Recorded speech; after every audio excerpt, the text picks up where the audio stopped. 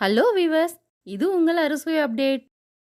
இன்னைக்கு நம்ம பார்க்க போகிறது அரிசி குருணை உப்புமா. இது ரொம்ப சூப்பராக இருக்கும். இது சீக்கிரமே செரிமானமும் ஆகும். இதை காலை உணவாகவும் இல்லை இரவு உணவாகவும் செய்யலாம். ரொம்ப ரொம்ப டேஸ்ட்டாக ரொம்ப சூப்பராக இருக்கும். வாங்க இது எப்படி பண்ணுறதுன்னு பார்க்கலாம். இது பண்ணுறதுக்கு நான் 1 டம்ளர் குருணை எடுத்திருக்கேன். இது இப்போது எல்லா மளிகை ஸ்டோர்லேயுமே கிடைக்குது. இதை 2-3 முறை தண்ணி ஊற்றி நல்லா அலசிட்டு தண்ணி இல்லாமல் வடிகட்டி வச்சுக்கலாம். நம்ம இன்றைக்கி குக்கரில் தான் பண்ண போகிறோம். ஸ்டவ்வில் குக்கரை வச்சு 2 டேபிள் ஸ்பூன் எண்ணெய் ஊற்றிக்கோங்க. எண்ணெய் நல்லா சூடானதும் ஒரு சின்ன துண்டு பெருங்காயம் சேர்த்துக்கலாம். இது சேர்க்கும் போது நல்லா வாசனையாக நல்லா சூப்பராக இருக்கும். பெருங்காயம் நல்லா பொரிஞ்சதும் 1 ஸ்பூன் கடுகு உளுத்தம்பருப்பு சேர்த்துக்கிறேன். இது சேர்த்துட்டு நல்லா பொரியட்டும். இது நல்லா பொரிஞ்சு வந்ததும் 1 டேபிள் ஸ்பூன் கடலைப்பருப்பு சேர்த்துக்கோங்க. சேர்த்துட்டு இதை நல்லா வறுத்து விட்டுக்கணும்.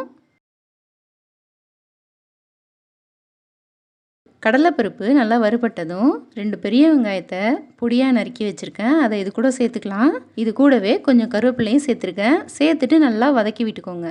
வெங்காயம் நல்லா கண்ணாடி பதம் வர வரைக்கும் வதக்கிக்கலாம். அப்போ தான் நம்ம உப்புமா ரொம்ப டேஸ்ட்டாக இருக்கும்.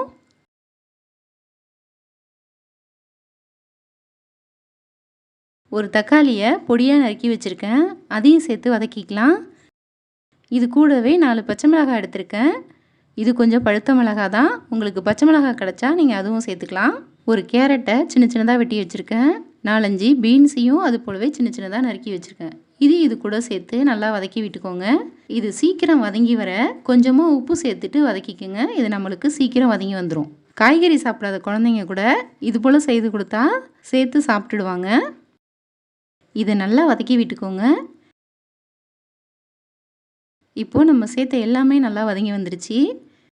இப்போது நம்ம குருணையை வடிகட்டி வச்சுருக்கோம். அதையும் சேர்த்துட்டு ஒரு 2 நிமிஷம் வதக்கி விட்டுக்கலாம். இது போல் செய்யும்போது நல்லா உதிரி உதிரியாக கிடைக்கும். சேர்த்துட்டு நல்லா வதக்கிக்கலாம்.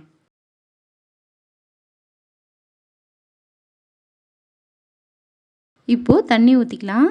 நான் 1 டம்ளர் குருணை எடுத்திருக்கேன். நம்ம அரிசிக்கு சேர்க்குறது போலவே தான் தண்ணி சேர்த்துக்கணும். 2 டம்ளர் தண்ணி ஊற்றிக்கோங்க. ஊற்றிட்டு இதுக்கு தேவையான அளவு உப்பு சேர்த்துக்கோங்க. எல்லாத்தையும் ஒரு முறை நல்லா கலந்து விட்டுட்டு இதை மூடி போட்டு முடிக்கலாம். இதை ஒரு 3 விசில் வச்சுக்கலாம். உங்களுக்கு குழைவாக வேணும்னா 4 விசில் கூட வச்சுக்கலாம்.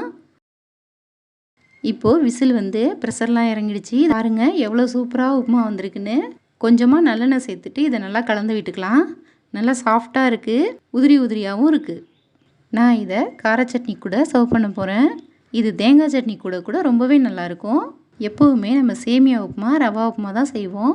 இதுபோல் குருணை உப்புமாவும் ரொம்ப ரொம்ப நல்லாயிருக்கும்.